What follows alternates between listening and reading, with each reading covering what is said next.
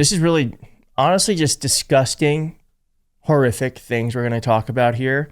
We must talk about them because it has to deal with the President of the United States. There has been some resurfaced footage of a Trump accuser saying that she was nearly 13 when the president, I don't want to get flagged, but the president did things that no one should do to a 13-year-old girl. Also, in the Epstein files now, there has been accusations that Donald Trump took away a young girl's virginity, and Jeffrey Epstein was upset about that. And of course, Thomas Massie is warning Republicans that this is all going to come to a head one way or another. Let's start with this horrific resurfaced footage of a victim, one of Trump's victims allegedly, who said she was 13 when the president hurt her.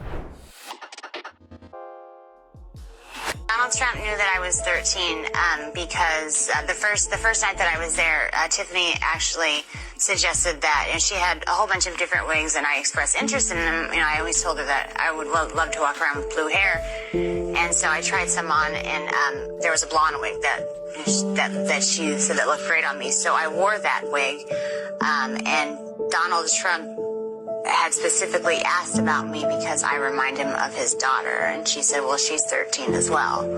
So he knew the first time that he saw me, but he took a liking to me because I look like his daughter. The reason I'm coming out now is when it happened originally, I just wanted to forget about the whole incident. And when I saw that he was running for president, I felt it was my responsibility to come out and tell our country what kind of man this person is.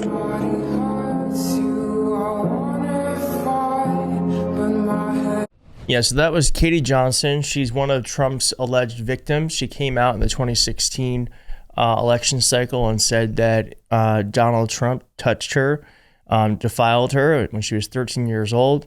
And as she said there, Donald Trump said he took a liking to her because she looked like Ivanka, who was also 13. And let me remind you, Donald Trump has a very strange relationship with his daughter. Yet at times, his fatherly praise is downright cringeworthy, like on The View in 2006. I've said that if Ivanka weren't my daughter, perhaps I'd be dating her. You know? Stop it. Oh, it's so weird. Stop it. You know what? You are sick. Far from protecting his daughter from being talked about as a sex object, he has encouraged it multiple times. On Howard Stern's radio show in 2004 and then again in 2006. By the way, your daughter, She's beautiful. can I say this? A piece of ass. Yeah. She looks more voluptuous than... Guys, we're going to keep going, but that will never freak me out. That's so fucking weird. It's weird. It's gross. It's gross. How did we elect this guy? I know we didn't, but how did this country elect this person? It's just disgusting. Never. She's actually always been very voluptuous. She's tall. She's almost 6 feet tall. In May, Ivanka described herself as a feminist while defending her father on CBS after a scathing New York Times article about his alleged negative treatment of women. Is there unending commentary on the female form? No. I've known my father, obviously, my whole life, and he has total respect for women. Please welcome the lovely Ivanka Trump. Still, even Ivanka seemed confused when talk show host Wendy Williams asked about things the two have in common. What's the favorite thing you have in common with your father? Either real estate or golf. Donald, with your daughter? Well, I was going to say sex, but I can't relate that. Again, never going to get over it. Okay, so clearly there's some there. We just saw with our own eyes, probably not new to you. New maybe with everything else that's going on. It definitely has a different shade to it than it did a couple of weeks ago. Now, I also want to remind you that Donald Trump admitted to going into the Miss Universe and Miss Teen USA pageant dressing rooms. He would go backstage while they're naked, and he said he could get away with it because he owned the company. No, I mean, some of these foreign girls, Mr. Trump, in my country, we say hello with vagina. And Well, you could also say, as the owner of the pageant, it's your obligation to do that. So you have done that. Now, I'll tell you the funniest is that I'll go backstage before a show. Yes. And everyone's getting dressed and ready and everything else. And, no men are anywhere. And I'm allowed to go in because I'm the owner of the pageant, and therefore I'm inspecting it. I'm inspecting. I want to make sure that like everything is good. You're there. Yeah, the dress. Is everyone okay? They're standing there with no clothes. Is everybody okay? And you see these incredible-looking women. And so I sort of get away with it.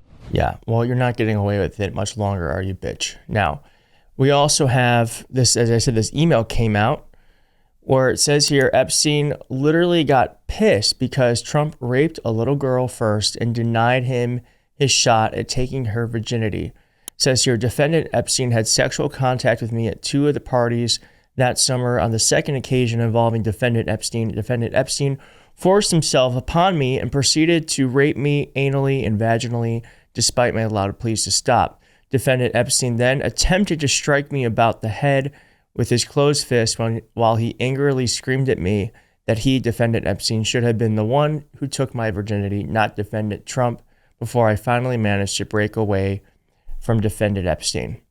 So I know that, I do think that it's good that we are lighthearted about some of the more serious things happening here, but I kind of think when you put all of this into perspective, it's deeply disturbing.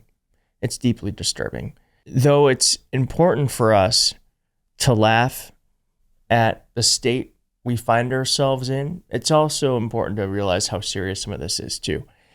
Tim Dillon put it, this is a very right-wing, is he right-wing? I don't know. He's definitely not left-wing. Comedian who said this. Let's look at Trump here. And I do think, unfortunately, this kind of is the end of, and I say unfortunately, not because I care, truly, but I say unfortunately because it seems to not be doing anything good for anyone.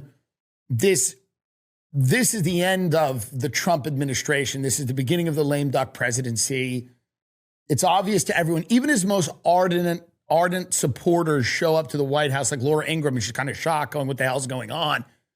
Now we'll start, 3 years of talking about the ballroom. He will trail off. He will get older. He's adorned the White House in gold. Epstein's going to suck the oxygen out of a lot of this. We're going to talk about that a little later on. Apparently AI, by the way, the only thing I'm sure of about AI, I'm not an expert, is that AI, as soon as we have robots running around this country, they'll all be pedophiles too. There's no one in power that will apparently just not be a pedophile. All these robots will be pedophiles. Yeah. So to his point, though, Donald Trump is a lame duck now. Let's just mark it in the sand. Donald Trump is officially a lame duck. He is on his way out. He is losing power by the day. And that is why Thomas Massie earlier today reminded Republicans that though they might vote to protect Trump today, it'll come back to bite them eventually. To happen. I would remind my Republican colleagues who are deciding how to vote, Donald Trump can protect you in red districts right now by giving you an endorsement. But in 2030, he's not going to be the president, and you will have voted to protect pedophiles if you don't vote to release these files, and the president can't protect you then. This vote, the record of this vote, will last longer than Donald Trump's. Cuts off there, but says the record of this vote will last longer than Donald Trump's presidency. Yeah, it will. It will. So I think when you put all this stuff together, stuff we know in the public, what people have accused him credibly of, what Donald Trump is trying to stop from being released, it's a really dark, disturbing moment in American history. But I guess the one silver lining to all this is it's all coming to a head. Finally, it's coming to a head. And we're seeing that with the rift of Marjorie Taylor Greene and the rest of them, that Donald Trump isn't powerful. He isn't this unstoppable force. And it is really interesting that it's taken something like Epstein, the thing he helped bring to the limelight by saying he was going to release all these files. Now it's the one thing that totally implicated him. It's fascinating. Well, anyways, we're going to keep watching this as we do all things. So if you'd like, please do hit like. If you want to subscribe, it does help a lot. And I'll see you soon. Bye.